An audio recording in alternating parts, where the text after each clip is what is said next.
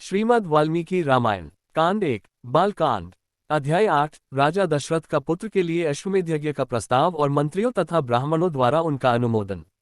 संपूर्ण धर्मों को जानने वाले महात्मा राजा दशरथ ऐसे प्रभावशाली होते हुए भी पुत्र के लिए सदा चिंतित रहते थे। उनके वंश को चलाने वाला कोई पुत्र नहीं था।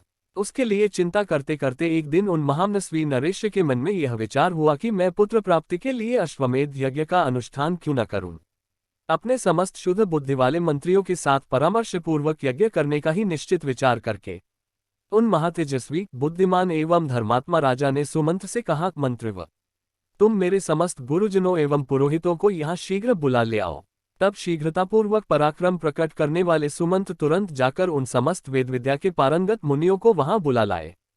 स्वयज्ञ वामदेव, जाबाली, काश्यप, कुलपुरोहित, वशिष्ठ तथा और भी जो श्रेष्ठ ब्राह्मण थे, उन सबकी पूजा करके धर्मात्मा राजा दशरथ ने धर्म और अर्थ से युक्त यह मधुर वचन कहा, महर्षियों, मैं सदा पुत्र के लिए विलाप करता रहता हूँ। उसके बिना इस राज्य आदि से मुझे सुख नहीं मिलता। अतः मैंने ये निश्चय किया है कि मैं पुत्र प्राप्ति के लिए अश्वमेध द्वारा भगवान का यजन करूं। मेरी इच्छा है कि शास्त्रोक्त विधि से इस यज्ञ का अनुष्ठान करूं। अतः किस प्रकार मुझे मेरी मनोवांछित वस्तु प्राप्त होगी, इसका विचार आप लोग यहाँ करें। राजा के ऐसा कहने पर वशिष्ठ आदि सब ब्राह्मणों ने बहुत अच्छा कहकर उनके मुख से कहे गए पूर्वोक्त वचन की प्रशंसा की। फिर वे सभी अत्यंत प्रसन्न होकर राजा दशरथ से बोले, महाराज, यज्ञ सामग्री का संग्रह किया जाए। भूमंडल में भ्रमण के लिए यज्ञ संबंधी अश्व छोड़ा जाए तथा सरयू के उत्तर तट पर यज्ञ भूमि का निर्माण किया जाए।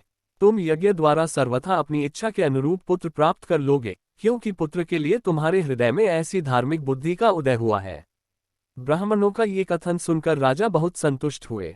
हर्ष से उनके नेत्र चंचल हो उठे। वे अपने मंत्रियों से बोले, गुरुजनों की आज्ञा के अनुसार यज्ञ की सामग्री यहाँ एकत्र की जाए। शक्तिशाली वीरों के संरक्षण में उपाध्याय सहित अश्व को छोड़ा जाए। सरयू के उत्तर तट पर यज्ञ भूमि का निर्माण हो। शास्त्रोक्त विधि के अनुसार क्रमशः शांतिकर्म का विस्तार किया जाए, जिससे विघ्नों का निवारण हो।